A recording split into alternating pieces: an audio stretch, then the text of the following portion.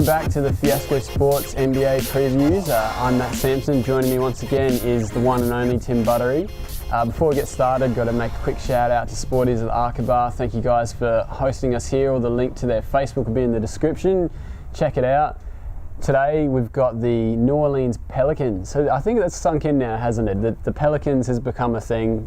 The Hornets have moved on. They're back in Charlotte now. So I'm embracing the Pelican name. Absolutely. And I think it rolls off the tongue. It's just, it's up there with one of the best in the league. But the Pelicans is a thing now, and I'm fully happy with that. But the Pelicans last season was a team that we thought might break out and push into the playoffs, but as we saw, they finished 34 and 48th. We're only good enough for 12th in the West, which, is still respectable because it's the West. So, they're 21st overall in the league, which isn't great. But, as we look at the weaknesses there, injuries everywhere to this side. I think what we're looking at it before we started recording, the Al-Farouq Aminu played the most games for the team, and he's not even on the roster anymore. So, I mean, you go run down the list. You got Tyreke Evans only played 72 games. Anthony Davis 67, which is a massive loss because he is going to be a stud in this league. It's going to be unbelievable. Eric Gordon 64. Jrue Holiday only 34 games. Jason Smith 31 games. I mean, he's at the Knicks now, but at the time he was a real crucial piece to that inside-outside with Anthony Davis. But as you can see, the injuries really ravaged this team, and the potential that they had was just sort of shot by not getting all the guys on the court at the same time. But, that strength there we've touched on, Anthony Davis, he's going to be a superstar, isn't he? He is. He is a superstar. Oh, he is a superstar. And I mean, if you're watching the FIBA World Cup currently, he's just on fire in that. And he's on fire for Team USA, so shout out to him there. But it's just, he is going to be unbelievable. He will be an MVP of the league, if not a multiple MVP of the league. Yeah, definitely. Yeah. He's my pick after these sort of, I know LeBron James, I'd pencil him for a couple more. Kevin Durant, surely KD's got one, why not two? But, I think that next guy that we're sort of waiting to break through and enter that MVP conversation is Anthony Davis. Absolutely. I mean, he's got it at both ends of the court. Handles the ball like a guard because, only like 5 years ago he was a guard. He was playing guard in high school, and then he grew to be like two people tall. Absolutely. He's huge. He's a monster. That brow as well. The brow. The unibrow. Yeah, the unibrow. I love how he's embraced that as well. The unibrow. And New Orleans has embraced it as well. Don't let them hit you with it. You got to own it. Own that unibrow, and he has. But looking at what they did in the off season, I mean, they've added Omer Asik, which we'll talk on later. Omer Asik, that's good. And, John Salmon's here. Okay, is he still alive? I had no idea. He was on the Hawks for about a minute in the off-season here, but I think it's because they lost Al-Farouq Aminu, they got Salmons. He could play some spot minutes. But the biggest addition to this roster, the one that I'm most excited about, is Jimmer Fredette. Jimmer Fredette is a Pelican, and this is the year that Jimmer Fredette is going to be Jimmer Fredette, and we're going to get a 40-point game out of Jimmer Fredette. I cannot even handle this. As a diehard Knicks fan, they should have taken him. When he went to the Bulls, I cried myself to sleep. No, I'm still holding out hope for Jimmer. Jimmer, I want him to come out, even if it's just one. Just give me one game with 40 points, pulling up from 30 feet. Absolutely, just in front of the half-court line. That's his range. He can retire. I don't care. He can go play in China with Stephen Marbury. He's one guy. The FIBA World Cup's on it's on at the moment right now. And we're seeing Andre Blatch playing for the Philippines. Yeah. Jimmer Fredette's a guy that I really want to get naturalised by another country. So I reckon I can see him going over to China, becoming a Stephen Marbury superstar, getting naturalised, and then next World Cup we'll see Jimmer just dropping bombs for China in the World Cup. He's certainly got the potential, that's for sure. But hopefully he stays in the league a couple more years, because Jimmer is someone I really enjoy watching at college at BYU. So Absolutely. Jimmer, he's out there. Hopefully he gets a run. We've got to talk about Russ Smith as well, who they brought in the draft. He was really impressive at the Summer League, running that point guard position, which is something that they're going to miss because they lost Brian Roberts. I think he's heading to Charlotte. They lost Jason Smith, we touched on. He's gone to your Knicks. Yep, absolutely. Anthony Morrow, shooter from outside. Amino's gone. And Pierre Jackson, who I only put on there because I wanted to touch on his D-League record, 57-point game. I reckon, he's another guy. I like Jimmer Fredette. If you're sensing a theme here, I like point guards that are gunners.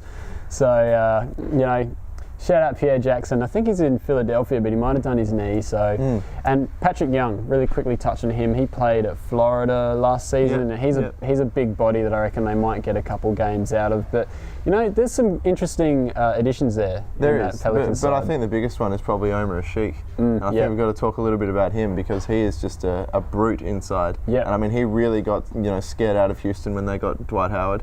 It was made pretty obvious there was no place for him there, but he has got a lot to offer a team, the Turkish national. So yeah, well, the game actually this morning, as we're recording this, the game that Turkey played, Omer Asik had 16 points, 20 rebounds, which in a FIBA game is just monstrous. There's not often that you see guys pulling in double-doubles, let alone grabbing 20 boards in a game. It is unbelievable. He's someone that I'm really excited to see on the Pelicans side because that means that Anthony Davis can play a lot more which means he's going up against less big bodies, he's going to take less hits and hopefully spend more time on the court. And it's a really smart move by the Pelicans because they're giving someone who's a bruiser and a basher to take those hits and let Davis try and have an injury-free season because Asik can do that. Yeah, and on the offensive end of the court, Asik doesn't really provide that much other than dump-offs and putbacks, but no.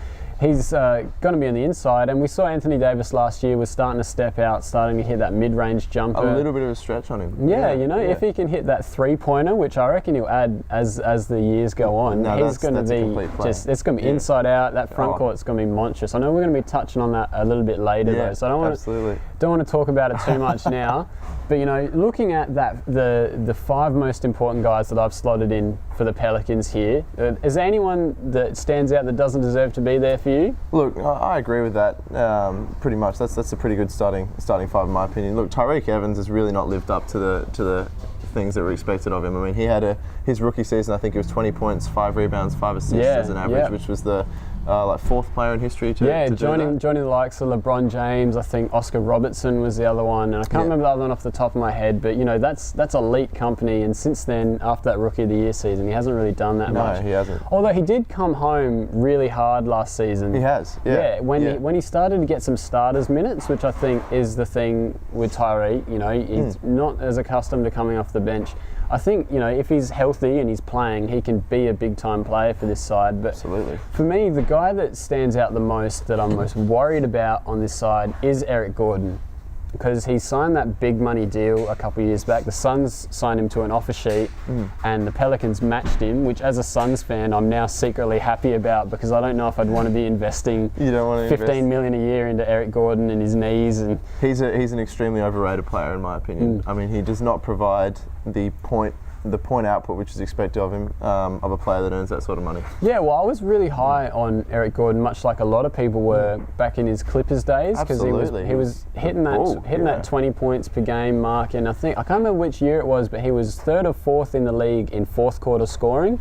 He was clutch. He was that clutch scorer for it wasn't a great Clippers side, but since then I think we keep holding on to that, saying like, well, they used to do this at the Clippers. It's getting further and further away from that time that you can't keep saying like, well, he used to do this. And I think he's not a number 1 option for sure. He might not even be a number 2 option. But Jrue Holiday is someone that we need to talk to. He only played 34 games last year because he did tear his ACL. The year before, he was an all-star. I know, and he really didn't get a run. That's the main thing. I mean, people can say they're disappointed in Jrue Holiday, disappointed in what he provided. The man moved to a new city, to a new team, all these players around him, then got injured. Yeah. So what can you expect from someone like that? Yeah, and then we've got that bruising front court that we've talked about. Omer Asik, monster on the inside, and he's really unhappy with Houston not playing him last season, so I think he's going to come out firing. And that's fair enough in my opinion, because he still has a lot to offer an NBA team. It's interesting the Pelicans have chosen him with Davis, but I look forward to seeing him partner up together. So. Yeah, I think that was a really smart move by the Pelicans to bring him in. But the guy that we need to talk about the most, we've touched on him a couple of times already, is Anthony Davis, who last year averaged 20 and 10, throw in nearly 3 blocks a game. Unbelievable. And a racer, chase down artist. That's it. He protects the rim. He's an elite rim protector, which is something, we don't see a lot at the moment with someone that has this elite points production as well. Someone who protects the rim like Asik does it as well is normally just a rebounder and a low post threat. Whereas Davis is starting to step out. He had a massive PR last year. He's only 21 years old. 21 years old is what stands out on that page. 21 years old. Unbelievable. All-star last season. He's in the Team USA squad and he's one of the focal points, which I think I've touched on it before, and I think that the Team USA squad is like an upgrader for players. You go into Team USA, you're training with the best players in the league day in, day out, and you come back an improved version of yourself. So he is going to be unbelievable for the exposure he's having at a world level, because that just makes players the best they can be. Yeah, I'm really fascinated. It's going to be really fascinating to see where AD can go this season. You know, we talked about him being an MVP. Can he be an MVP this season? This season? No, I don't think so. I don't think this season, but I think, as you said, LeBron James, Kevin Durant hove on. Once Kevin Durant hits that about 30 mark, I think Anthony Davis is going to storm through, potentially have 3 or 4 years of MVP contention. Yeah. And can I say, it's really refreshing to see a number 1 pick in the NBA do so well. After having so many flops over the years, it's really nice for a team to get rewarded at that number 1 spot. Yeah, definitely. I think this is the one thing that I know Charlotte, they're sitting a bit prettier these days, but I think this would be the one that hurt them the most, that they were really going to try and get Davis with that number 1, and they ended up with Michael Kidd-Gilchrist instead. Which, you know, there's still time for MKG to turn it around, but he's definitely not on the level that AD's on. He's certainly not. Yeah, but we're moving on to my favourite segment of the show, Believe the Hypothetical. We want to shout out to Tom Reed, Benyam Cadane, the boys at Believe the Hype. The podcast is awesome. I love watching listening to the show. They got some really great guests on all the time. They've got NBA with a nice funny twist to it as well. It's nice to not be so serious about basketball. Basketball's supposed to be fun and entertaining. It's a fun and social game. Absolutely. Yeah, on the screen you'll see in the description there. Check them out on Twitter. Follow them on Facebook. Go listen to the podcast. Thanks, guys, for providing us with these questions and predictions. But I know you're really excited for this one. I'm excited for this one. Yeah.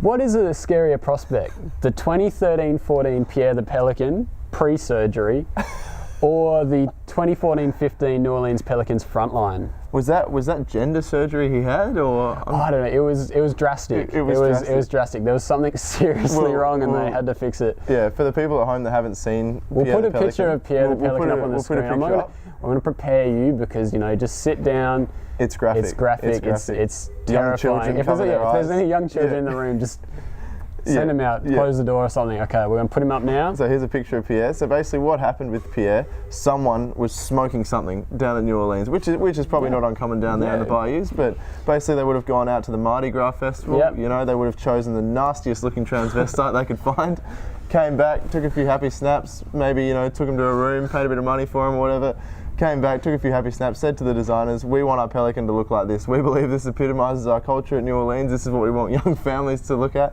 And they basically came up with a street hooker, smeared with eyeshadow, looking lusty, and it's a Pelican that you can't tell whether it's a man or a woman.